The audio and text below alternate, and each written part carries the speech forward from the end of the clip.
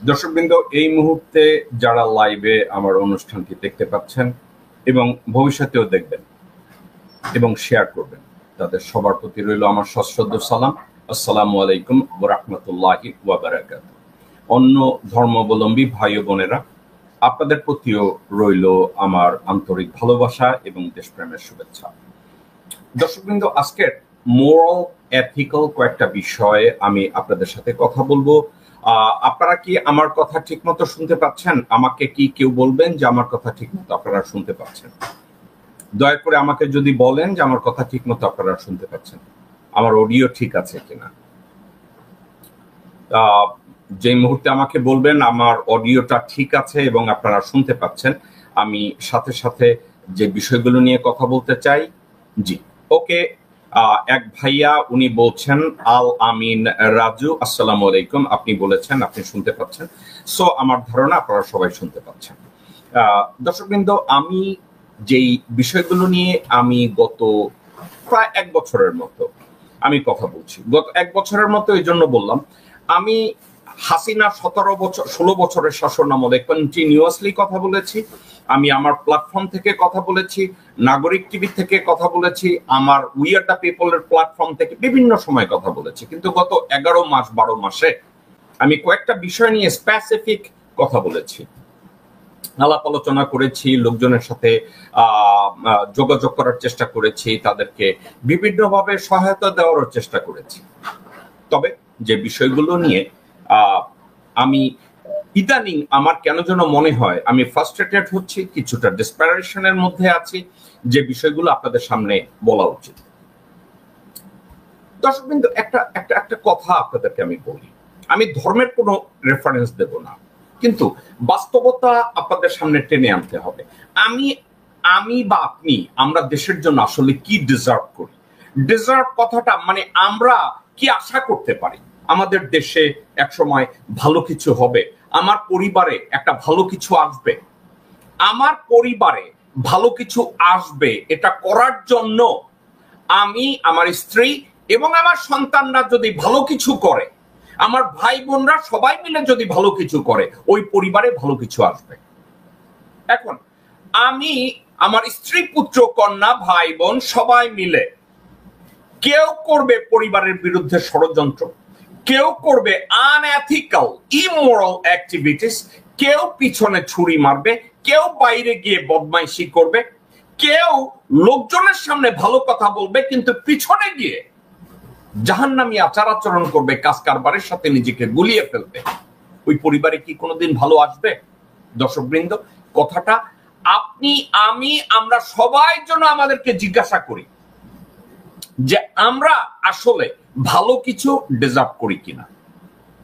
এখন অত্যন্ত ইডিওটিক ওয়েতে আমরা বলতে পারি এটা আমাদের সবার দোষ, আমরা বলতে পারি দেশের মোল্লাদের দোষ, আমরা এটা বলতে পারি দেশের জনসাধারণের দোষ, আমরা এটা বলতে পারি রিকশাওয়ালার দোষ, আমরা এটা বলতে পারি বিভিন্ন সম্প্রদায় আমাদের দেশের মধ্যে তাদের দোষ।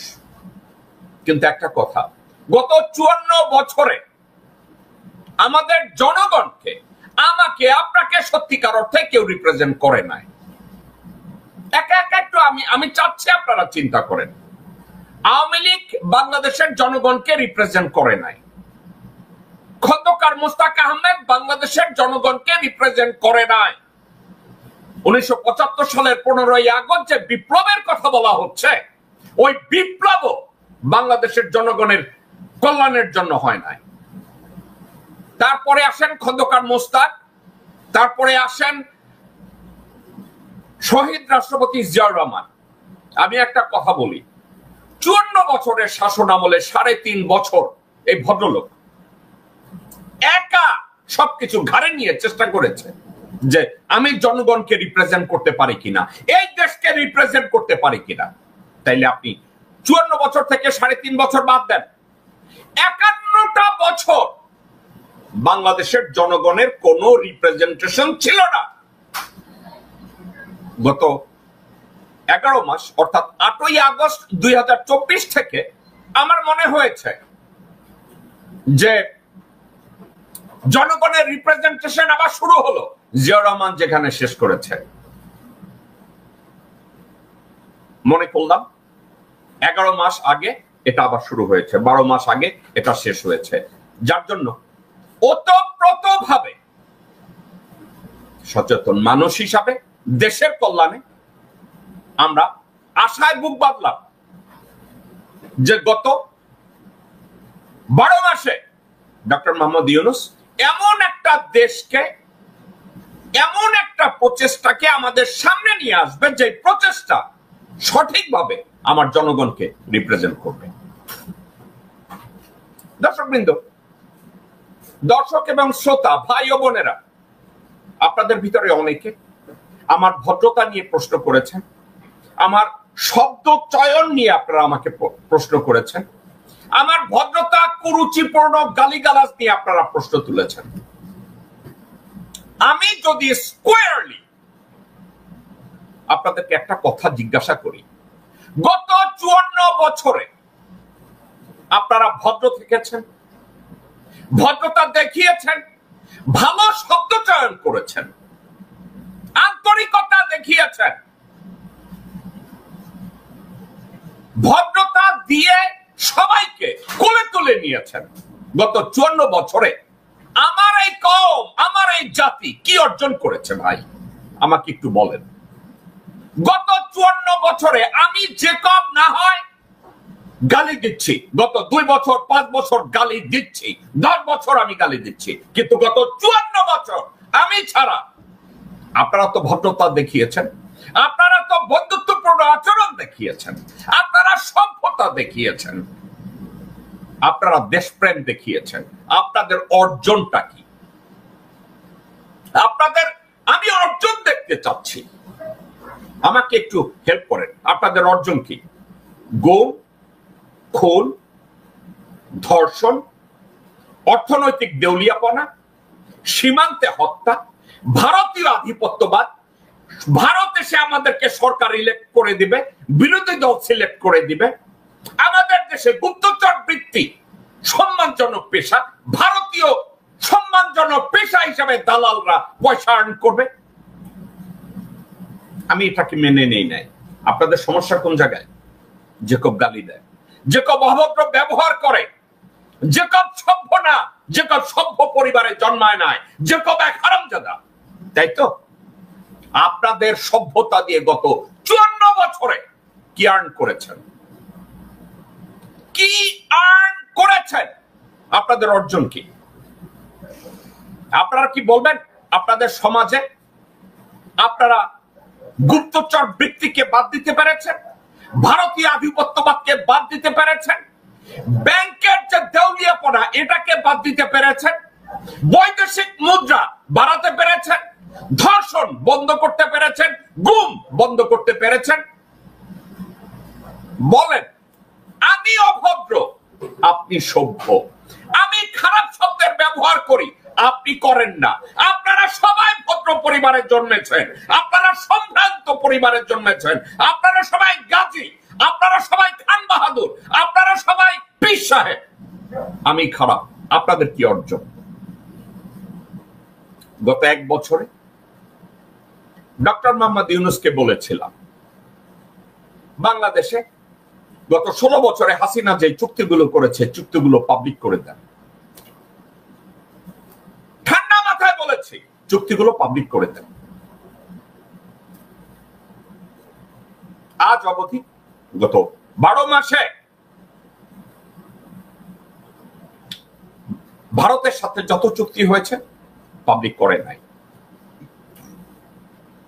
এমনকি বর্তমান সরকার যতগুলো চুক্তি হয়েছে অথবা এমওইউ স্বাক্ষর হয়েছে এটার উপরে একটা রিভিউ দেয় নাই। আমি আপনাকে বলি, নারী অধিকার নিয়ে কমিশন হয়েছে, যেই নারীরা রাস্তায় স্লোগান দিয়েছে, চেয়েছিলাম হেস্যা হয়ে গেলাম বেশ্যা, ওখানেও একটা কমিশন হয়েছে। কিন্তু আমাদের পরম শ্রদ্ধেয় ডক্টর মোহাম্মদ ইউনূস ভারতের সাথে গত 16 বছরে যে চুক্তিগুলো হয়েছে, এই চুক্তিগুলোর উপরে একটা কমিশন তৈরি করতে পারে নাই। একটা কমিশন তৈরি হয় নাই। এই কমিশনগুলো বাইরে দেয় নাই। এখন আমরা কন্টিনিউয়াসলি বলবো ভারতের সাথে আমাদের অসম চুক্তি আছে, ভারতের সাথে হাসিনা শেখ যে চুক্তিগুলো করছে এই চুক্তিগুলো আমাদের সার্বভৌমত্বকে নষ্ট করেছে, স্বাধীনতাকে নষ্ট করেছে, সংবিধানকে অসম্মান করেছে, দেশের 20 কোটি মানুষকে আন্ডারমাইন করেছে। ডক্টর মোহাম্মদ ইউনূস গত 1 বছরে এই কাজটা উনি করেননি। এই কাজটা না করার 2টা কারণ থাকতে পারে। ডক্টর মোহাম্মদ ইউনূসকে আমি এর আগে বলেছি, আপনি যদি দেশের স্বার্থে, দেশের 17 থেকে 20 কোটি মানুষের স্বার্থে একটা সিদ্ধান্ত নিতে চান, আপনি জাস্ট প্রেস কনফারেন্স করে বলেন আমি এটা করতে চাচ্ছি, আমাকে করতে দেয়া হচ্ছে না। ডক্টর ইউনূসের একটা লজিক্যাল পয়েন্ট থাকতে পারে। আমি ডক্টর মোহাম্মদ ইউনূসকে বলেছি যে আপনি ভারতের সাথে গত 16 বছরে হাসিনা শেখ যত চুক্তি করেছে প্রত্যেকটা চুক্তিকে পাবলিক করে দেন। ডক্টর মোহাম্মদ ইউনূস যদি আপনার চোখের দিকে তাকায়, আমার চোখের দিকে তাকায়া বলে যে জেকব আপনার কি মাথা খারাপ হয়েছে, আমি কি করে এই চুক্তি পাবলিক করব, যেখানে আমার অনুমতি ছাড়া ওয়াকা লোকজনদেরকে অ্যাম্বাসেডর বানায়, আমার অনুমতি ছাড়া কনসাল জেনারেল বানায়, আমার অনুমতি ছাড়া ভারতের লোকজনদেরকে আসা যাওয়া করার অনুমতি দেয়, আমি সেখানে কেমনে চুক্তি করতে যাব? আমি কিভাবে ভারতের সাথে চুক্তিগুলো লোকজনের সামনে দিতে যাব, কিভাবে দেব? আমি যদি ডক্টর মোহাম্মদ ইউনূসকে বলি, ডক্টর মোহাম্মদ ইউনূস আপনি ভারতের সাথে সম্পাদিত হাসিনা সকল চুক্তি এবং এমওইউ কেন পাবলিক করেন নাই? ডক্টর মোহাম্মদ ইউনূস আমার চোখের দিকে তাকায় যদি বলে যে 6 মাস আমাকে ওয়াকার অ্যালাউ করে নাই আয়না ঘরে যেতে, ওয়াকার আমাকে অ্যালাউ করে নাই ডিজিএফআই সদর দপ্তরে যেতে, ওয়াকারকে আমি থামাতে পারি নাই আয়না ঘরের আলামত গুলো রক্ষা করতে, প্রসিকিউট করার জন্য, আমি কি করে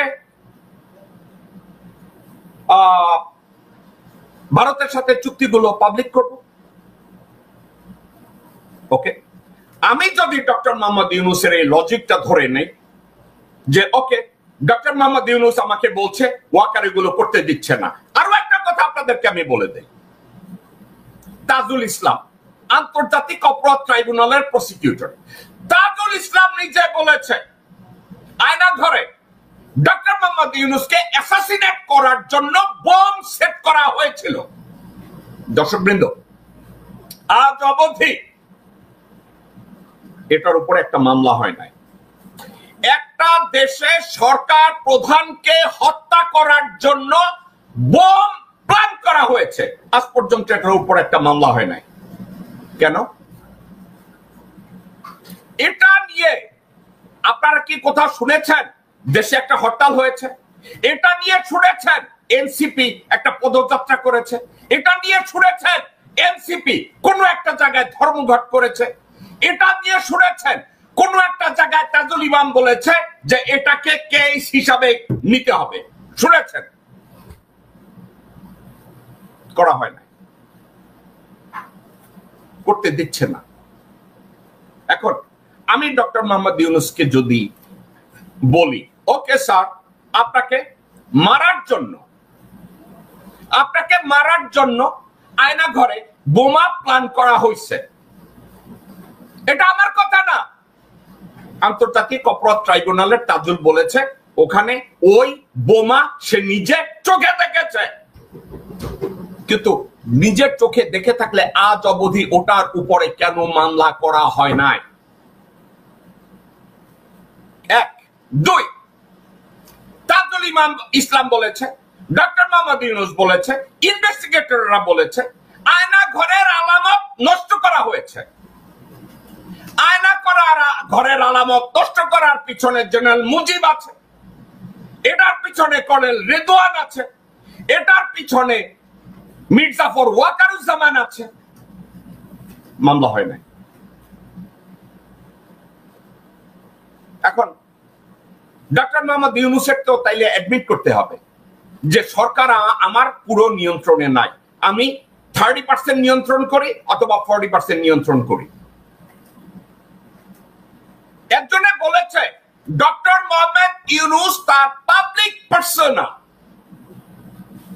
সামাজিক অবস্থানটাকে ক্লিন রাখার জন্য উনি সবসময় সচেতন থাকেন। আপনি যখন এখানে একটা নির্বাচন দিতে যাবেন ডক্টর মোহাম্মদ ইউনূস, আপনি কি মনে করেন আপনার ইমেজ বিচারপতি শাহাবুদ্দিনের মতো ক্লিন করে তারপরে আপনি বেরিয়ে যাবেন? আমি তা দেখি না। বিচারপতি শাহাবুদ্দিন আহমেদ যখন নির্বাচন দিয়ে বেরিয়ে গেছে, আপনি মনে করেন কিনা ডক্টর মোহাম্মদ ইউনূস আপনার ইমেজ তার মতো থাকবে? আমি তা মনে করি না। কেন মনে করি না? একটা কারণে মনে করি না, যেখানে আপনার স্টাবর্ন থাকা উচিত একটা পজিশনে, আপনি নাই সেখানে। জাতিগতভাবে আমাদের ভণ্ডামির কথা আপনি আমাদেরকে মনে করাইয়া দেন, আমি তা জানি এবং আমি আপনার সাথে একমত। কিন্তু আমাকে একটা কথা ডক্টর মোহাম্মদ ইউনূসকে যদি জিজ্ঞাসা করতে হয়, আমি যদি একটা পয়েন্টের উপরে কথা বলি, গত 16 বছরে ভারতের সাথে অসম শত শত চুক্তি হয়েছে, এগুলো কেন পাবলিক করা হয় নাই? এই সমগ্র চুক্তিগুলোর উপরে কেন একটা কমিশন করা হয় নাই রিভিউ করার জন্য? নাম্বার 1। নাম্বার 2, দর্শকবৃন্দ, আপনি, আমি, বিএনপি, এনসিপি সবাই মিলে, ইভেন মীর জাফর ওয়াকার বলে সবাই, আমরা দেশের সার্বভৌমত্ব কারো হাতে তুলে দেব না। দর্শকবৃন্দ, আমি ঠান্ডা মাথায় বলেছি, আমরা দেশের সার্বভৌমত্ব কারো হাতে তুলে দেব না। আমি বুঝেছি যেই মুহূর্তে বলা হয়েছে মায়ানমারের সাথে ওখানে একটা হিউম্যানিটেরিয়ান চ্যানেল করা হবে, লাভ দিয়ে উঠল ওয়াকার, সার্বভৌমত্ব বিসর্জন যাচ্ছে। বিএনপির সাউয়া বলে উঠলো সার্বভৌমত্ব বিসর্জন যাচ্ছে। গোরখোদক আব্বাস বলল সার্বভৌমত্ব বিসর্জন যাচ্ছে।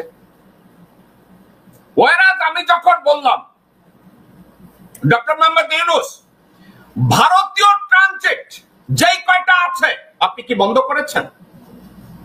আপনি কি প্রত্যেকটা যেই মুহূর্তে মীর জাফর ওয়াকার বলেছে ভারতে মায়ানমারের সাথে ট্রানজিট দেওয়া যাবে না, মায়ানমারের সাথে হিউম্যানিটেরিয়ান চ্যানেল হবে না, আপনি কি বলেছেন যে ভারতের সাথে আমাদের প্রত্যেকটা ট্রানজিট বন্ধ করা হলো? ওগুলো কি বন্ধ হয়েছে ডক্টর মোহাম্মদ ইউনূস? আপনি কি স্কোয়ারলি প্রেস কনফারেন্স করে লোকজনের সামনে বলেছেন ওয়াকার বলে আমি হিউম্যানিটেরিয়ান চ্যানেল দিতে পারবো না রোহিঙ্গাদের ফেরত দেওয়ার ক্ষেত্রে?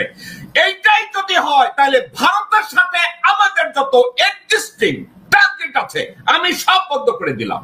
ডক্টর মোহাম্মদ ইউনূস আপনি কি এটা করেছেন? আপনি কি এটা করেছেন ডক্টর মোহাম্মদ ইউনূস? আপনি কি করেছেন?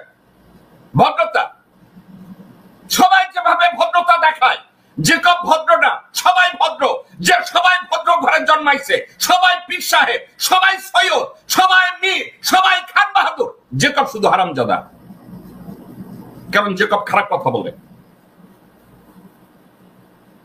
একবার বলেছেন, একবার doctor Mohammad Yunus, doctor Khalil, general Hafiz এবং অন্যান্য ভদ্রলোকের সন্তানেরা, আপনারা কি বলেছেন? ভারতের সাথে আপনারা বলছেন অন্য দেশের কাছে আমাদের সার্বভৌমত্ব বিক্রি করা যাবে না, অন্য দেশকে আমাদের ভিতরে সার্বভৌমত্বকে আন্ডারমাইন করা যাবে না, সংবিধানকে আন্ডারমাইন করা যাবে না। ফাইন, ডক্টর মোহাম্মদ ইউনূস কেন বলে নাই ওকে ফাইন মায়ানমারের জন্য আমরা এখানে হিউম্যানিটেরিয়ান চ্যানেল খুলবো না, কিন্তু ভারতের সাথে যত চুক্তি আছে প্রত্যেকটা চুক্তিকে আমি রিজলভ করলাম এজ এ সরকার প্রধান। ডক্টর মোহাম্মদ ইউনূস আপনি এটা করেছেন কিনা?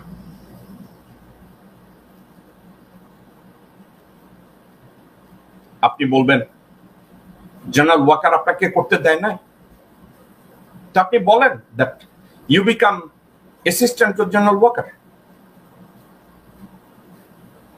আপনি যদি একটা দেশের ম্যানেজমেন্টকে আপনার নিজের নিয়ন্ত্রণে গত 1 বছরে নিতে না পারেন, এটা কি আপনার ব্যর্থতা না? এটা আপনার ব্যর্থতা কিনা? আপনি 1 বছরের ভিতরে নিয়ন্ত্রণেও নিতে পারছেন না এবং বলবেনও না, কি করে হলো? নাম্বার 1। নাম্বার 2, আপনি চায়নার সাথে গিয়ে একটা চুক্তি করেছেন, লালমনিরহাট এয়ারপোর্টকে আপনি ওপেন করবেন, রিওপেন করবেন এবং ওখানে একটা এয়ারফোর্স ট্রেনিং একাডেমি করবেন। আমি ওয়েলকাম করেছি, আমি আপনাকে সাপোর্ট করেছি। সাথে সাথে মির্জাফর ওয়াকার বলল আবার সার্বভৌমত্বকে বিক্রি করা যাবে না। ওই কাজ কে করছে? ওয়াকার বলছে করতে দেবে না। ওখানে পাটগ্রাম, হাতিবান্ধা, ওখানে একের পর এক অ্যাটাক হচ্ছে। এটা নিয়ে আপনার কোন আপডেট আছে? ডক্টর মোহাম্মদ ইউনূস জনগণ জানতে চায়। করেছেন? সবাই সার্বভৌমত্ব নিয়ে লাফায় পড়ে, আপনি চুপ আছেন। কি আপনি আন্তর্জাতিক ভাবে আপনার ভাবমূর্তিকে জিয়ে রাখতে চাচ্ছেন? দর্শকবৃন্দ, ডক্টর মোহাম্মদ ইউনূস আমাদের শত্রু না। ডক্টর মোহাম্মদ ইউনূসের চেয়ে যোগ্য মানুষ এই মুহূর্তে বাংলাদেশে অন্য কেউ নাই। কিন্তু ডক্টর মোহাম্মদ ইউনূসের ম্যানেজমেন্ট স্কিল উনি যেভাবে চালাতে চাচ্ছেন তার চেয়ে বড় যোগ্যতা আমার নাই। কিন্তু একটা কথা, আমার নাই বলেই তো আমি ডক্টর মোহাম্মদ ইউনূসকে সাপোর্ট করি। অন্য কেউ নাই বললেই তো আমি ডক্টর মোহাম্মদ ইউনূসের নাম আমেরিকান স্টেট ডিপার্টমেন্টে বলছি এই ভদ্রলোক আমাদের দেশকে সঠিক জায়গায় নিয়ে যাবে। তো ডক্টর মোহাম্মদ ইউনূস, আপনিও পারছেন না, এটা নিয়ে আপনি কথাও বলছেন না। কেন পারছেন না এর কোনো ব্যাখ্যাও দিচ্ছেন না। আপনার সাথে কেউ যে গিয়ে কথা বলে দেখা করে একটা বিষয় নিয়ে কথা বলবে তাও পারবে না, কারণ আপনার ঘরের দরজা বসায় রাখছেন ভারতীয় এক চক্র। আপনার ঘরের দরজায় বসায় রাখছেন মোমেনের, আব্দুল মাল মুহিতের ফ্যামিলি মেম্বার। আপনার ঘরের দরজায় বসায় রাখছেন, আপনার সাথে কে কথা বলতে যাবে? বাংলাদেশে আপনাকে আবার বলছি, বাংলাদেশে যে কোনো একটা স্বাধীন সার্বভৌম দেশে গুপ্তচর বৃত্তি অপরাধ। It's a criminal offence. Warsaw বাংলাদেশে গুপ্তচর বৃত্তি আইন, এটা নিয়ে আপনাকে বলছি একটা স্ট্যান্ডিং অর্ডার তৈরি করেন, একটা গেজেট পাস করেন, একটা এক্সিকিউটিভ অর্ডার আপনি সাইন করেন। আপনি করেন না। তাহলে বাংলাদেশে গুপ্তচর বিরোধী কোন স্ট্রিক্ট আইন নাই। ভারতের সকল সংবিধান বিরোধী চুক্তিগুলো জায়গাটা জায়গায় আছে। হাসিনা নাই, কিন্তু ওয়াকার আছে। এই ওয়াকার তার ভাইকে ব্রিগেডিয়ার জেনারেল বানায়। ওয়াকার আপনাকে মারার জন্য আয়না ঘরে বোমা সেট করে, যে বোমা সেটের জন্য একটা মামলা হয় না। আয়না ঘরের আলামত ওয়াকার নষ্ট করে আর্মি জেনারেলদের দিয়ে, এটার উপরে কোনো মামলা হয় না। বিডিআর পিলখানা হত্যাকাণ্ডের মামলার বিচার আদৌ হবে না। প্রদীপ হত্যা, প্রদীপের ফাঁসি হয়েছে, এই ফাঁসি কার্যকর হয় না এবং এই ফাঁসি কার্যকর হবেও না। ওয়ারাস আপনি নিশ্চুপ। ডক্টর মোহাম্মদ ইউনূস, ভারত আপনার এই গত 1 বছরে ভারত থেকে গার্মেন্টস এর প্রোডাক্ট বাইরে যেতে দেবে না। ভারত তাদের ট্রানজিট ব্যবহার করতে দেয় না 2 বার। আপনারা সিলেট থেকে ওই মালামাল এখন পাঠাচ্ছেন। ভারত যেই মুহূর্তে 2টা জায়গায় আমাদেরকে বন্ধ করে দিয়েছে, এরপরে বাংলাদেশ থেকে ভারতের সকল ট্রানজিট কেন বন্ধ করা হয় নাই? এগুলো সামনে দেওয়া হয় নাই। আজ পর্যন্ত পেরেছেন সচিবালয়, শুধু ওয়াকার না, সচিবালয় ভারতের 150 থেকে 200 secretary, joint secretary, additional secretary সবাই বসে আছে। ডক্টর মোহাম্মদ ইউনূস, আপনি কি তাদেরকে একত্র করে তাদের পিছনে ইনভেস্টিগেট করতে পেরেছেন? আপনি বলেন আমেরিকার মতো করে, ইউরোপের মতো করে শাসন করতে আপনি কি পেরেছেন? সিভিল অ্যাডমিনিস্ট্রেশনের মধ্যে একটা আইজি অফিস ঢুকাইতে, যেটাকে বলে ইন্সপেক্টর জেনারেল। আমেরিকা যেটা আছে তাদের অ্যাডমিনিস্ট্রেশনকে নিয়ন্ত্রণ করার জন্য প্রত্যেকটা জায়গায় একটা ডিপার্টমেন্ট আছে, এটাকে বলে ইন্সপেক্টর জেনারেল অফিস। আপনার কাছে কি এটা আছে? আপনি কি তৈরি করেছেন? ডক্টর মোহাম্মদ ইউনূস, আপনি কি তৈরি করেছেন?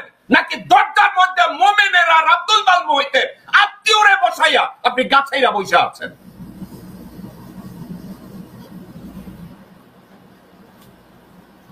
কোথায়? দর্শকবৃন্দ, আজকে শোয়ের শুরুতে বলেছি পরিবারের মধ্যে ভালো কিছু পাইতে হলে পরিবারের সবার মধ্যে সমন্বয় থাকতে হবে, একজন আরেকজনকে আগায়া দিতে হবে। আমাদের সমাজে, আমাদের দেশে এটা কি আছে?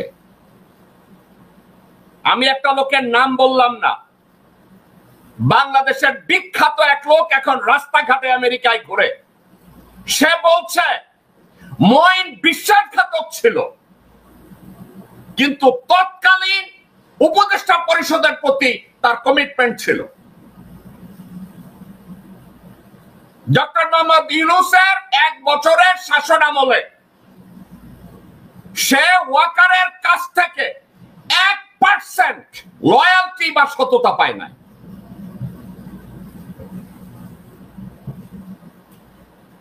আপনারা বুঝতে পেরেছেন? গত 1 বছরে ডক্টর মোহাম্মদ ইউনূস ওয়াকারের কাছ থেকে 1% কমিটমেন্ট, লয়ালটি, আন্তরিকতা কোনটা পায় নাই।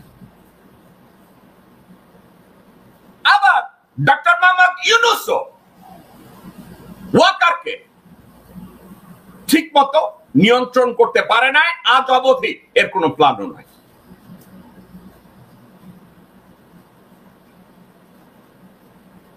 কেন নাই? ওয়াকারের প্রতি, চুপ্পুর প্রতি, আসিফ নজরুলের প্রতি এবং সুশীল সমাজ ইনক্লুডিং বাংলাদেশ জাতীয়তাবাদী দলের ভারতপন্থী নেতৃত্বের প্রতি ভারতের, রয়ের, মোদির সবার সমর্থন আছে। ডক্টর মোহাম্মদ ইউনূস যদি বলে খেলারাম খেলে যা, কোন রকম নির্বাচনে একটা দিয়ে আমি চলে যাই, আমি নোবেল পাওয়া মানুষ, আমার আর অর্জনের কিছু নাই, আই এম ডান। না ডক্টর মোহাম্মদ ইউনূস, আপনার জীবনের সবচেয়ে চরম ব্যর্থতা আপনাকে কুরে কুরে খাবে আপনি যদি ব্যর্থ হন। ঠিক আছে? কুরে কুরে খাবে। আপনার ঘরের দরজায় এমন এক লোককে বসিয়ে রেখেছেন যাকে নিয়ে আপনি পৃথিবী ঘুরে বেড়ান, তার স্বামী হচ্ছে প্রথম আলোর মতিউর রহমানের এক চাকরের বউ। আরো অনেক কথা সবাই বলে। আপনার কাছে কেউ গিয়ে কোনো কথা বলবে যেটা শুনেন এটা কইরেন না, পাবলিক পারসেপশন আপনার উপরে এটা যাচ্ছে, আপনি এখানে ভুল করছেন, শুনতে দেয়া হচ্ছে না। দর্শকবৃন্দ, আমার প্রতি এই কষ্টটা আমার থেকেই যায়। আমি দর্শকদের, শ্রোতাদের সম্মান করি, আমি আপনাদেরকে ভালোবাসি, কিন্তু আমরা নিজেরা আমাদের ভালো চাইতে জানি না। আমরা অনলাইনে যারা নিজেদেরকে অ্যাক্টিভিস্ট দাবি করে যে আমি অনলাইন অ্যাক্টিভিস্ট, আমি সৎভাবে আপনাদের চোখের দিকে তাকিয়ে যদি বলি, ভাই বাংলাদেশ থেকে এবং আপনাদের কাছ থেকে আমার স্রেফ একটা জিনিস চাওয়ার আছে, ওটা কি জানেন? আপনাদের দোয়া। এর বাইরে বাংলাদেশ থেকে আমার নিজের কোনো চাওয়া পাওয়ার কিছু নাই। I do not have political ambition. আমাকে যারা বলেন আপনি দেশের জন্য কি করেছেন, আমেরিকান স্টেট ডিপার্টমেন্টে গিয়ে অডিও ভিডিও গুলো চেক করে দেখেন আমি কি করেছি, পেন্টাগনে গিয়ে চেক করে দেখেন আমি ওখানে গিয়ে বাংলাদেশের জন্য কি করেছি, জাতিসংঘে গিয়ে দেখেন আমি ওখানে দেশের জন্য কি করেছি। 1994 সাল থেকে আজ অবধি দেখেন অন রেকর্ড আমি কি কি করেছি। এখন আপনারা বলবেন ওয়েল, ইলিয়াস হোসেন, পিনাকি ভট্টাচার্য, মুশফিক ফজল আনসারী, কনক সরোয়ার তারাও করছে। ওয়েল, ঠান্ডা মাথায় আপনাদেরকে একটা কথা বলে দেখ, কারো বিরুদ্ধে আমার কোনো অভিযোগ নাই, কিন্তু তারা করেছে তাদের ব্যক্তিগত গেইনের জন্য। ইলিয়াস হোসেন তার দ্বিতীয় স্ত্রীকে আমেরিকা আনতে চেয়েছে, হাসিনার সাথে আনায় নিছে। কনক সরোয়ার তার বোনকে আমেরিকা আনতে চাইছে, সেটা আনায় নিছে। মুশফিক ফজল আনসারী অ্যাম্বাসেডর হইতে চাইছে, ওয়াকারের দিয়া বাগায় নিছে। ফ্রান্সে প্যারিসে যে বসে আছে কোন পিনাকি ভট্টাচার্য, সে তার ফাইন্যান্সিয়াল গেইন এবং পরিবারের সিকিউরিটি সেটা সে পেয়ে গেছে। এখন এটা যদি হয় আমার মোটিভেশন, দেশের কাছ থেকে আমার এটা পাওয়ার, তারা সেটা পেয়ে গেছে। তো তারা একটা টার্গেট করে নেমেছে, আমাদের জীবনে এটা দরকার, তারা সেটা পেয়েছে। আমার ব্যর্থতা কোথায় জানেন? আমি কোনো একটা বেসকে খুশি রাখি নাই। সবাই আমাকে বলছে যে তো ভাই আপনার পক্ষে তো কেউ নাই। আমি একটা জিনিস জানি, সত্যের পক্ষে দাঁড়ানোর জন্য আমার পিছনে কেউ থাকবে না। আমার নবী তার বিদায় ভাষণে বলেছে, শেষ জামানায় সত্যের পক্ষে দাঁড়ানোর মতো লোকজন থাকবে না। সবাই আমাকে বলছে যে ভাই আপনি ভুল করছেন, আপনি সবাইরে সমালোচনা করেন। ভাই আমি সবাইরে সমালোচনা করি না, আমি ভণ্ডামির সমালোচনা করি, আমি দুর্নীতির সমালোচনা করি, আমি নীতিহীনতা সমালোচনা করি। আমি বিএনপি, আওয়ামী লীগ, জামাত আমি কাউকে খুঁজি না। দেশের বিপক্ষে যায় আমি প্রত্যেকটা জায়গা সমালোচনা করি। আমাকে অফার করা হয়েছে, আমি বসুন্ধরা, আমি অমুক, আমি শামুক, জেকব মিল্টন, আপনার সাহায্য লাগলে বলেন, আপনার কোন জায়গায়। আমরা তো ইলিয়াসকে সাহায্য করি, আমরা কনকরে সাহায্য করি, আমরা পিনাকিরে সাহায্য করি, আপনিও আমাদের সাথে আসেন। আর আমি বললাম না রে ভাই, আমার পেট ভরা, আমার দরকার নাই। I know how to make money.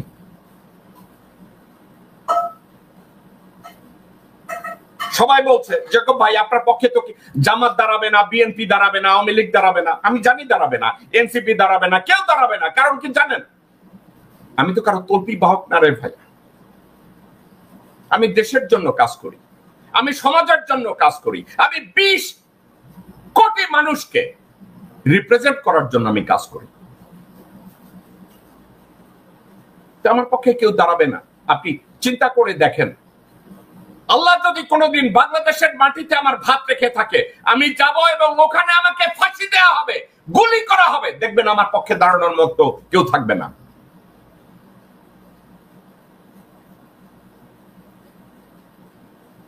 এখন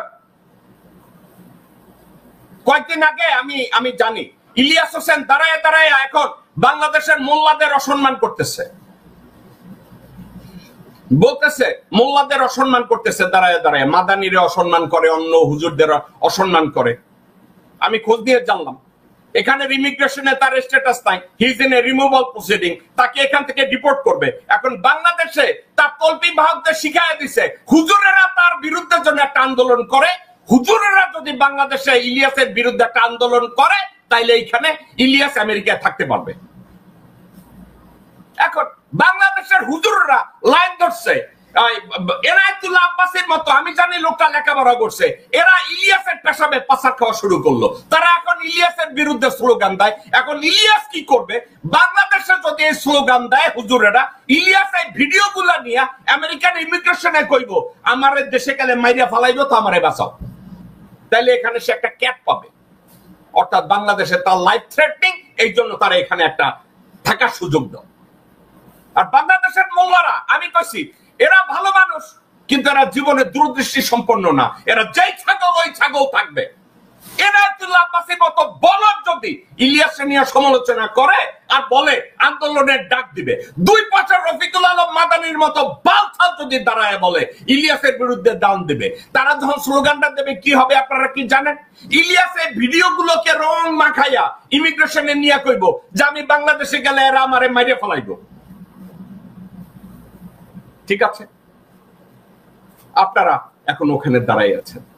ডক্টর মোহাম্মদ ইউনূস বিরক্ত হইয়া কি করছে জানেন? সেও বলবে এক সময় এই কম এই জাতিকে আমি আর টিকাতে পারবো না, এদেরকে রিপ্রেজেন্ট করার মতো আর মানসিকতা আমার নাই, আমি সার্বিকভাবে 84 বছর বয়সে আমি চেষ্টা করেছি।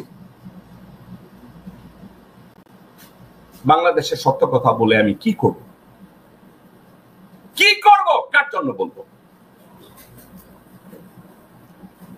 দর্শকবৃন্দ, আজকে 2-3টা বিষয় আপনার সাথে আরো আমি একটু আলোচনা করতে চাই। তার ভিতরে একটা হচ্ছে তারেক রহমান সাহেব বিএনপির চেয়ারপারসন একটা কথা বলছে, কথাটা একটু দেখেন। তারেক রহমান সাহেব বলছে জুলাই গণহত্যায় লাশের সঙ্গে বর্বরতা কারবালাকেও হার মানিয়েছে তারেক রহমান। কথাটা কিন্তু সত্য।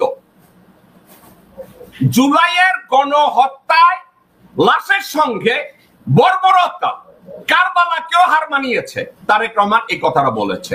তারেক রহমান সত্য কথা বলেছে যে জুলাই গণহত্যায় লাশের সঙ্গে বর্বরতা কারবালাকেও হার মানায়। তারেক সাহেব, গোরখোদক আব্বাস এবং বিএনপি শাওয়া এবং আমির খসরু মাহমুদ, ইলিয়াস আলী গায়েবে জড়িত আছে, তারাও লাশ ফালাইছে। আপনি তাদের বিরুদ্ধে কি করছেন? এই গত 16 বছরে যত লাশ পড়েছে, আপনার বিএনপির 12 থেকে 13 জন লোক আওয়ামী লীগের সাথে একত্র হয়ে লাশ ফেলেছে। আপনি তাদের বিরুদ্ধে কি করেছেন তারেক রহমান সাহেব? গোরখোদক আব্বাস লাশ ফলাইছে, সাদেক হোসেন খোকা লাশ ফলাইছে, বিএনপি শাওয়া আমির খসরু মাহমুদ চৌধুরী লাশ ফলাইছে, মোহাম্মদ সালাম এখন কি করে জানেন? মোহাম্মদ সালাম মোহাম্মদপুরে গিয়া জাহাঙ্গীর কবির নানকের যাই খুনি তারে চিফ অফ স্টাফ বানাইয়া তার সাথে বৈশা পার্টি করে। কি করছেন আপনি? আমানুল্লাহ আমান খুনের সাথে জড়িত, কি করছেন আপনি? দেখুন, আপনি জুলাই গণহত্যায় লাশের সঙ্গে বর্বরতা কারবালাকেও হার মানায়, ওই কারবালায় তো আপনিও একটা পার্টি ছিলেন। ওই কারবালায় বাংলাদেশের জনগণকে রক্ষা করার জন্য আপনি কি কি করতে পেরেছেন তারেক রহমান সাহেব? বক্তৃতা দিতে আসছেন, ভালো একটা সাবজেক্ট খুঁজতেছেন। তারেক রহমান সাহেব, আপনি জিয়াউর রহমানের সবে ধন নীলমণি, আপনি দেশে গেলে আপনার ডেড বডিও কেউ খুঁজে পাবে না। আপনার ডেড বডির উপরে ওই যে মিটফোর্ডে সোহাগের লাশের উপরে এক মালাউন লাফাইছে না? একটা কথা আপনি মনে রাখেন, এই যে শেখ মুজিবের লাশ যেভাবে ফ্লোরে পড়ে আসছিল, আপনাকে বাংলাদেশ থেকে পালাইতেও দিবে না এইসব লোকজনরা। আপনার লাশের উপরে উলঙ্গ নৃত্য করবে এই বিএনপি শাওয়া করবে, আব্দুল আউয়াল মিন্টু করবে, মোহাম্মদ সালাম করবে, আমির খসরু মাহমুদ চৌধুরী করবে, মোসাদ্দেক হোসেন ফালু করবে, নুরু করবে। আপনার জন্য কান্নার জন্য কেউ দাঁড়ায় থাকবে না ওখানে। কারণ কি জানেন? হাসিনা শেষ টার্গেট, আপনাকে খুন করতে হবে এবং আপনাকে খুন করার জন্য দেশে ওয়াকার দাঁড়ায় আছে এবং বিএনপির একটা গ্রুপ দাঁড়ায় আছে। লোকজন বলে আপনার পেশা কি? আপনার দলের একজন মানুষ আপনার পেশা, আপনার আয়ের উৎস নিয়ে কথা বলতে পারে না। মির্জা ফখরুলের ফ্যাগট জামাই ফাহাম আব্দুল সালাম, ফ্যাগট আমি এর জন্য বললাম, ওটা একটা গে। আপনি যদি ফাহামরে আর তার মির্জা ফখরুলের মাইয়ারে পাশাপাশি দাঁড় করান, দুইটারই মনে হয় গে আর লেসবিয়ান। তারে জিজ্ঞাসা করছে তারেক রহমানের পেশা কি, খালেদ মহিউদ্দিন জিজ্ঞাসা করছে, একটা লোক সঠিক উত্তরটা দিতে পারে নাই। কি করছে জানেন? ডিরেক্টলি এবং ইনডিরেক্টলি তারা বুঝাইছে আপনি দুর্নীতির সাথে জড়িত। দেন হোয়াট? আপনার কোনো পেশা নাই, আপনি দুর্নীতির সাথে জড়িত। একটা সঠিক উত্তর, একটা ডিপ্লোম্যাটিক উত্তর না ফাহাম আব্দুল সালাম দিছে, না সামা ওবায়েদ দিছে, না আমির খসরু মাহমুদ দিছে, না মির্জা ফখরুল দিছে, না অন্য কেউ দিছে। তারা আপনারে চান্দাবাজ বানায় দিছে। তাদের উত্তরে প্রমাণ করছে আপনি চান্দাবাজ। এদের নিয়েই তো আপনি দল করেন। এটার একটা সঠিক উত্তর আছে, আপনি কি করেন? কিন্তু সঠিক উত্তরটা কেউ দেয়নি। আপনার দলে এমন কাউকে আপনি তৈরি করেননি। 2 টাকার একটা আরেকটা ফ্যাগট তৈরি করেছেন, যাকে আপনি বানাইছেন আপনার উপদেষ্টা নাকি কি মাহাদি কি জন্য একটা বানাইছেন, কি জানি মাহাদি আমিন না কোন বালছ বাইরে। এসব বালছলের কথায় মহিলারা যদি প্রেগন্যান্ট হইতো তাইলে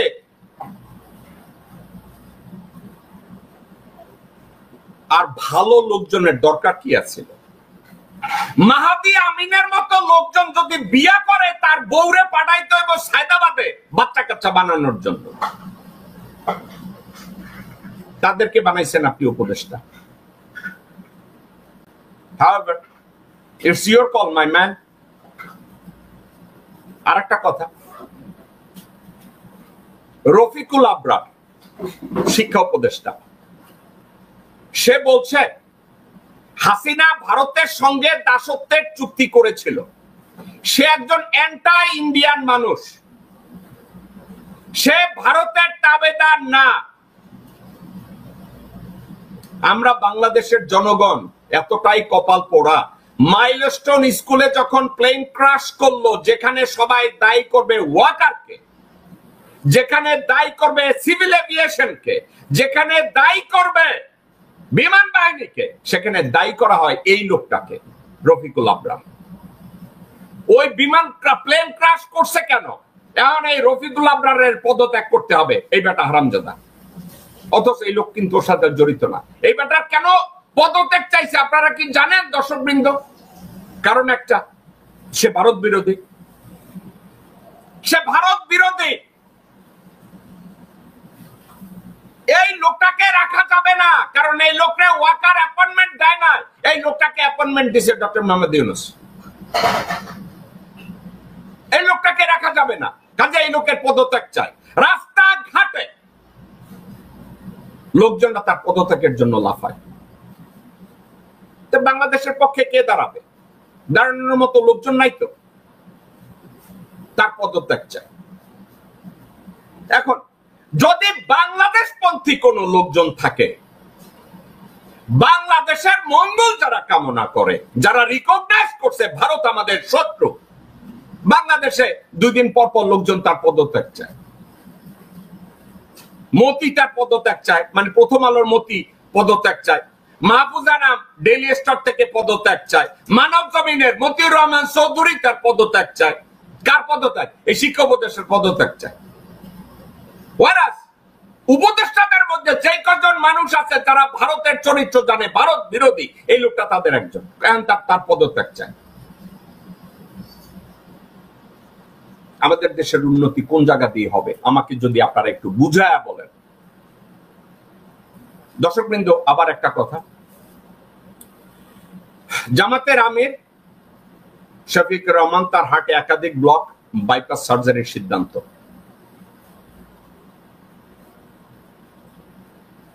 আমার কাছে ওনার সম্পর্কে খারাপ বলার মতো তেমন কিছু নাই, কিন্তু এই লোকটার সম্পর্কে অনেক অপবাদ মার্কেটে আছে।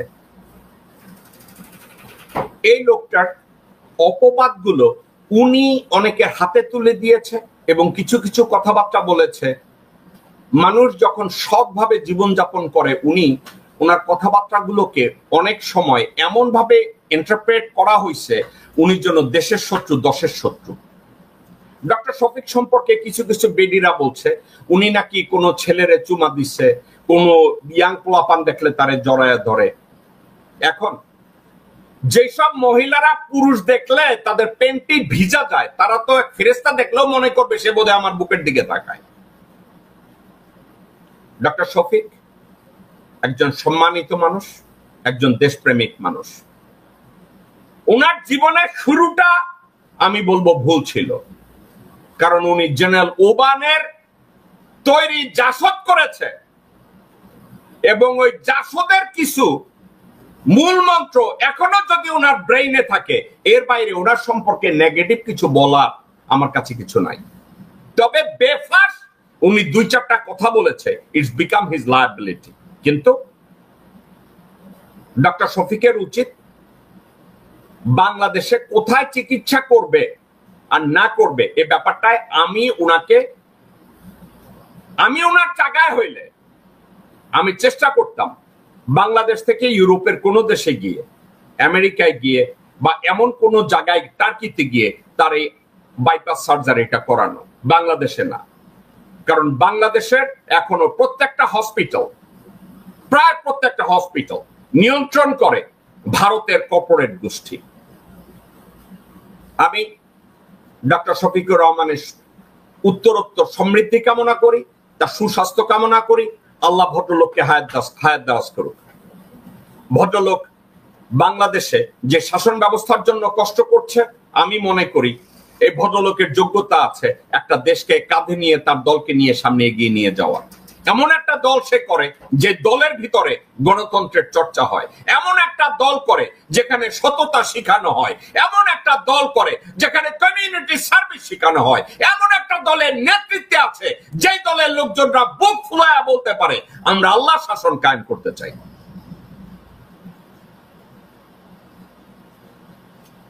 ডক্টর শফিককে আল্লাহ পাক তাড়াতাড়ি সুস্থ করুন, জনসেবায় আবার জন্য উনি আত্মনিয়োগ করতে পারে। দর্শকবৃন্দ, এবার অন্য কয়েকটা বিষয় আমি কথা বলে আজকে শো শেষ করব। তাজুল ইসলাম এক খুনিকে নিয়ে কথা বলেছে। আসুন তাজুল ইসলামের কথাটা একটু আমরা শুনি। একটা গল্প বলি। একজন আসামি আছে যার ব্যাপারে আমরা তদন্ত পেয়েছি যে নিজের হাতে মাথায় গুলি করে 1030 জন মানুষকে সে হত্যা করেছে, যাদেরকে আয়না ঘরে বন্দি করে রাখা হয়েছিল। তার একটা নেশা ছিল, বন্দীদেরকে যখন চোখ হাত পা বেঁধে বুড়িগঙ্গা নদীতে নিয়ে যায় নৌকার মধ্যে, গুলি করতো, যখন গুলি করে লাশটা নদীতে ফেলতো, সেই সময় গুলিটা সে হাত দিয়ে মাথার কাছে নিয়ে করত। তা আমি জিজ্ঞাসা করলাম সেটা কেন? জবাব হচ্ছে যে উনি গুলি করার পরে নিহত ব্যক্তির মগজ এবং রক্ত ছিটে এসে যখন তার হাতে লাগতো, গরম লাগতো, তখন তার মধ্যে ফিলিংস আসতো।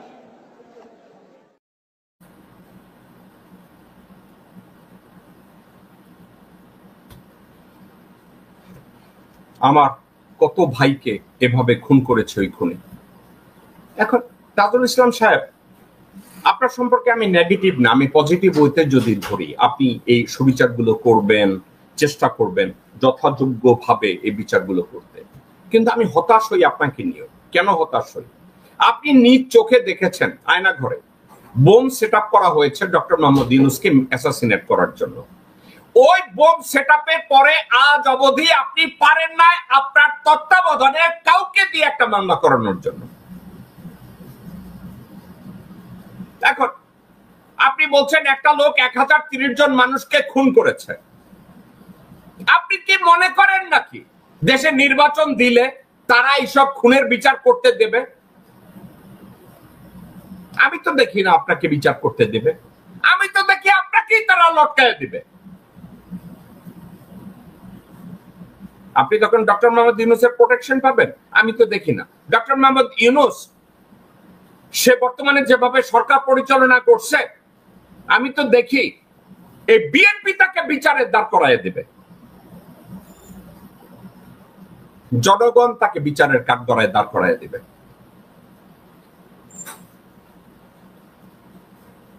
তাজুল ইসলাম, অনতি বিলম্বে আপনাকে প্রমাণ করতে হবে আপনি একজন এফেক্টিভ লিডার, আপনি আন্তর্জাতিক অপরাধ ট্রাইব্যুনালের প্রসিকিউটর।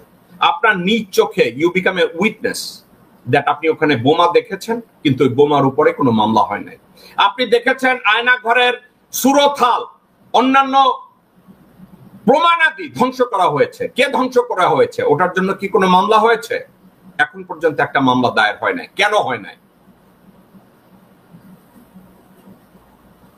এই দায়ভার কার উপরে যাবে? তাজুল ইসলাম সাহেব, কার উপরে যাবে?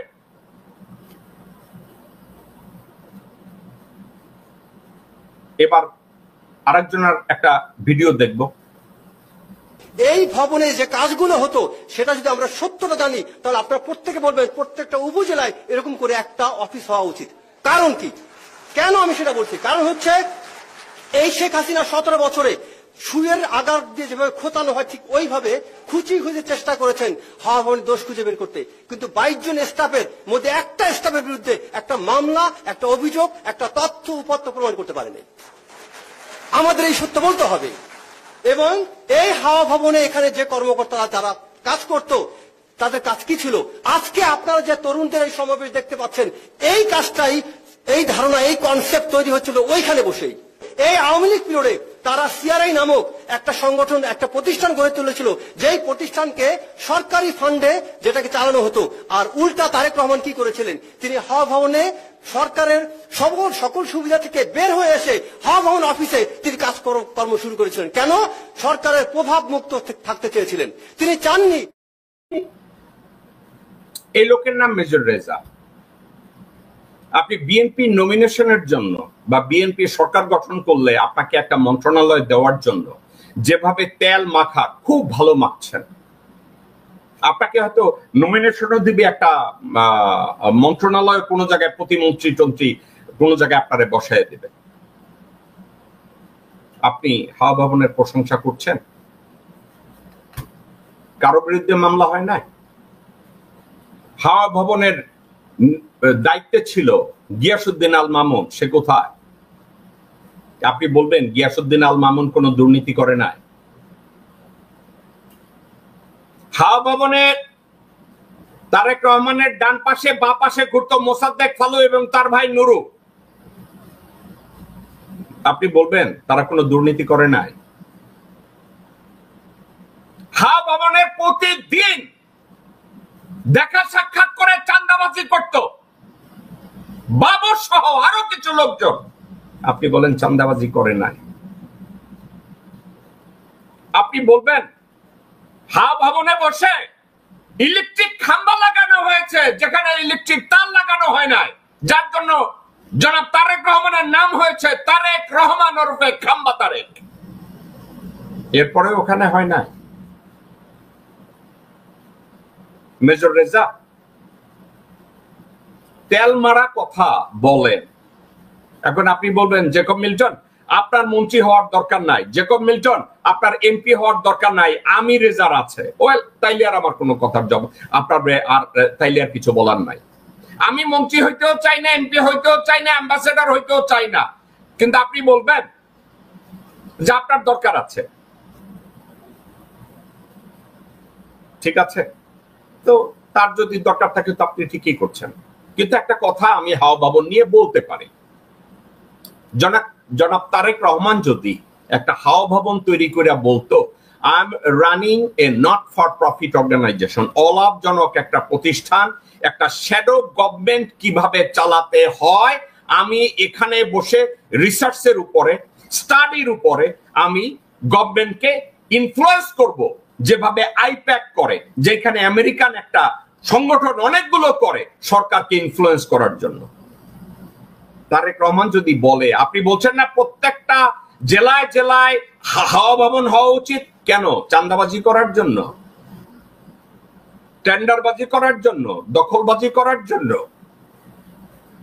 64 জেলায় যদি 64টা হাওয়া ভবন হয়, এই বিএনপি অফিসের মধ্যে মার্ডার হবে প্রত্যেকটা জেলায় প্রতিদিন 5টা। Major Reza, are you freaking normal or abnormal? You should be out of your mind, man. You have no... আজকের আমি গালি দেব না। আজাইরা এইসব কথাবার্তা, তেল মারা কথাবার্তা কই পাইছেন আপনি? দর্শকবৃন্দ, শেষ একটা ভিডিও দেখাবো এবং আজকের অনুষ্ঠান আমি শেষ করব। যদি কলিজায় জোর থাকে, যে চাপাবাজি করেন ওই চাপার মাধ্যমে দয়া করে একটু জবাব দেবেন। আমরা জানতে চাই ধর্মীয় ভাবে আপনি কোর্ট থেকে পাস করেছেন। আমরা কিন্তু উভয়ই কিন্তু ডবল কামেল, কামেল হাদিস এবং ফেকায় কিন্তু আমরা ফার্স্ট ক্লাস। সে মিথ্যা কোনো মুফতি লেখি না, বরং ফার্স্ট ক্লাস মুফতি লেখি। এখন লেখা উচিত ছিল ফার্স্ট ক্লাস মুফতি, সে কথা ঠিক না। যাই হোক, এগুলি ব্যক্তিগত প্রশ্ন কখন ছুড়ে মানুষ, ছোড়ার কারণটা কি? যে সব যদি ভালো হয় তখন বলে কি বেশি ভালো ভালো হলো। আমরা কিন্তু আলিয়া কওমিয়া উভয়তে পড়াশোনা করেছি, যেহেতু আমাদের চরমনাইতে দুইটা মাদ্রাসা অবস্থিত। হাটাজারিতেও পড়েছি আমরা যাত্রাবাড়িতে। দেওবন্দে যখন আমি গেলাম,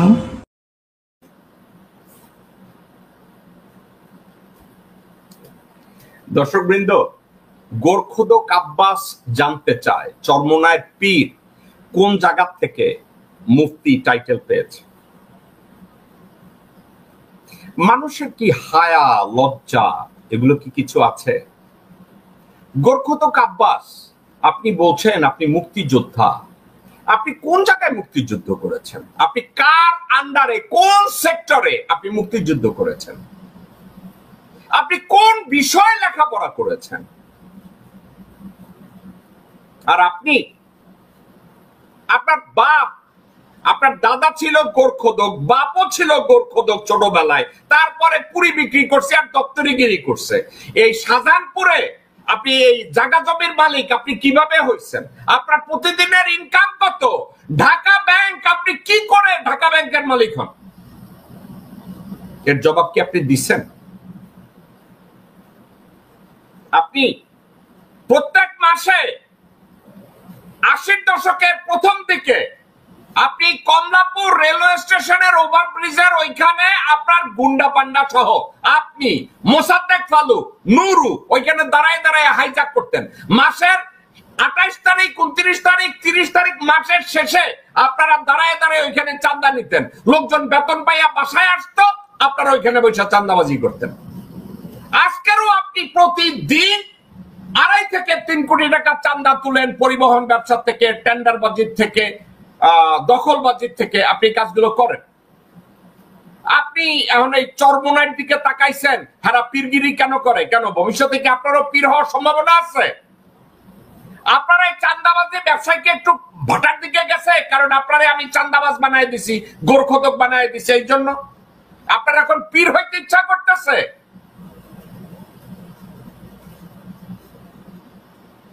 দর্শকবৃন্দ, এই হচ্ছে আমাদের বাংলাদেশের কালচার, এই হচ্ছে আমাদের বাংলাদেশিদের চরিত্র।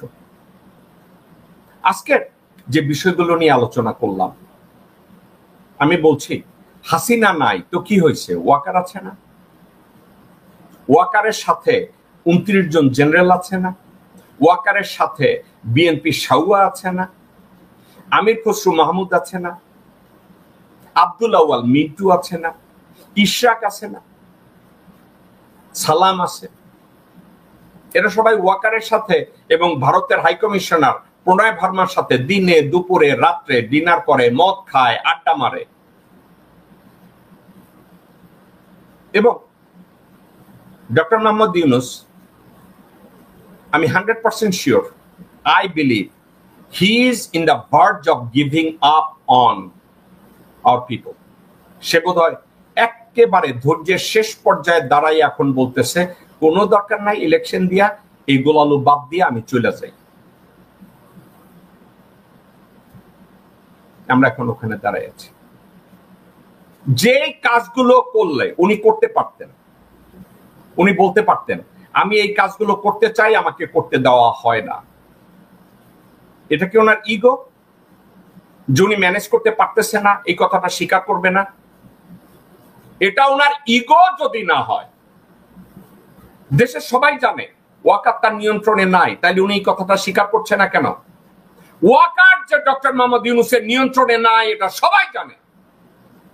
ইউনূস সাহেব এটাকে স্বীকার করছে না, জনগণের সামনে বলে দিচ্ছে না কেন ওয়াকারে এই কাজগুলো করতেছে? ডক্টর মোহাম্মদ ইউনূস যেই মুহূর্তে ওয়াকার বলছে আমি কোন বাংলাদেশের সার্বভৌমত্ব বিরোধী কোন চুক্তি বা বিদেশিকে ঢুকতে দেওয়া হবে না, ডক্টর মোহাম্মদ ইউনূস কেন একটা প্রেস কনফারেন্স কল করে বলে নাই ওকে সেনাপ্রধান বলছে সার্বভৌমত্ব বিরোধী এটা করতে দিবে না, করিডোর দিবে না, তাহলে ভারতের সাথে এতগুলো করিডোর আমি এখন বন্ধের নির্দেশ দিলাম। ডক্টর মোহাম্মদ ইউনূস এটা করে না কেন? নাকি ওনার স্ত্রী ভারতীয়, নাকি এখন ওনার ডোরের দরজায় যারে বসায় রাখছে, যারে নিয়ে পৃথিবীব্যাপী ঘুরে বেড়ায়, সে হচ্ছে মোমেনের, আব্দুল বাল মুহিতের বাগনাবু এবং মতিউর রহমান প্রথম আলো আর মাহফুজার নাম ডেইলি স্টার তাকে চাকর, তাদের এক এমপ্লয়ির বউসে। কোনটা? দেশের জনগণ আসলে ফ্রাস্ট্রেটেড। দর্শকবৃন্দ, এই কথাগুলো আমি বলে যাব, হয়তো এক পর্যায়ে টায়ার্ড হয়ে বলবো, আমার দরকার নেই এগুলো নিয়ে আপনাদের সামনে হাজির হয়ে কথা বলার। আপনারা জানেন অনেক লোকজন আমার সোশ্যাল মিডিয়া যারা ম্যানেজ করে, প্রশান্ত গাঙ্গুলি এবং আরো 2-4 জন লোক, সবাই এসে বলে যে ভাই কিছু কিছু লোকজন বলে আপনি নাকি ইউটিউবে বা সোশ্যাল মিডিয়ায় পয়সা কামানোর জন্য কন্টেন্ট তৈরি করেন। আমি এটার জবাব দেই না দর্শকবৃন্দ। কেন জবাব দেই না? আল্লাহর অনেক দয়া আমার উপরে। আমি একটা ল ফার্ম রান করি। এই ভিডিও বানানোর পরে, একটা কন্টেন্ট তৈরি করার পরে আমি জানিও না ওখানে কে মন্তব্য করে আর কে পছন্দ করে। কারণ আমি যখন একটা কন্টেন্টের জন্য সামনে বসে আপনাদের সাথে কথা বলি, আমার মাথায় স্রেফ একটা চিন্তা থাকে, সেটা হচ্ছে দেশপ্রেম। আমার দেশটাকে কোনোভাবে রক্ষা করা যায় কিনা। আমার এমপি হওয়ারও দরকার নাই, আমার নিউ ইয়র্কে হিরো আলম, ইলিয়াস হোসেনের মতো বাংলাদেশে আমার বাংলা এডিশন কইরা ওইখানে 1 কোটি টাকা দিয়ে উদ্বোধন করানোরও আমার দরকার নাই। আর এদিকে কানবে আমি এনে ট্যাক্সি চালাই। এই ধরনের মিথ্যাচারিতা এবং ভণ্ডামি, এগুলো একমাত্র ইলিয়াসের মতো লোকজন রে মানায়। 2 টাকার গোলালো বিহারি টাইপ লোকজন, কনকের মতো লোকজন রে মানায়, পিনাকির মতো লোকজন রে মানায়। এটা আমার রুচিতে বাধে। দর্শকবৃন্দ, এই ছিল আমার শো। আগামীকালকে প্যারিস থেকে অ্যাডভোকেট কাজী আব্দুল্লাহ আল মামুন আমরা এই বিকল্প নিয়ে কথা বলবে। আমি আপনাদেরকে রিকোয়েস্ট করব, আপনাদেরকে আহ্বান জানাবো ওনার শোটা দেখার জন্য এবং শেয়ার করার জন্য। দর্শকবৃন্দ, কিছু কিছু লোকজন, 2-4 জন আমাকে সাপোর্ট করে, এটা আমার জন্য ব্লেসিং। আপনারা মাঝে মাঝে আমাকে টেক্সট করেন, অনেকে টেক্সট করেন, ইটস এ ব্লেসিং। আমার জন্য এটা আশীর্বাদের। আপনাদের প্রতি আমি কৃতজ্ঞ। অনেকে আমাকে বলে, জেকব ভাই আপনি কি ফ্রাস্ট্রেটেড হন? আপনি সত্য কথা বলেন, আপনার পক্ষে তো লোকজন নাই। আমি আমার নবীর একটা কথাকে আমি কখনো ভুলে যাই না। কি ভুলে যাই না এটা কি জানেন? আমার নবী বলছে পৃথিবীর শেষের দিকে সত্যের পথে লোকজন কম থাকবে, ভণ্ডামির পথে লোকজন বেশি থাকবে। ইলিয়াসের মতো লোকজনরা, কনকের মতো লোকজনরা, পিনাকির মতো লোকজনরা ভণ্ডামি করবে, সেখানে লাইনে লাইনে লোক থাকবে।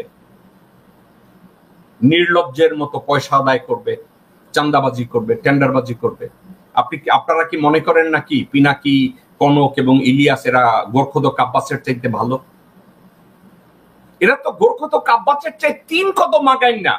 আপনাদের সামনে দেশপ্রেমের কথা বলে, সততার কথা বলে, কিন্তু তারা হচ্ছে রিয়েল চাঁদাবাজ বিহাইন্ড দ্য সিন।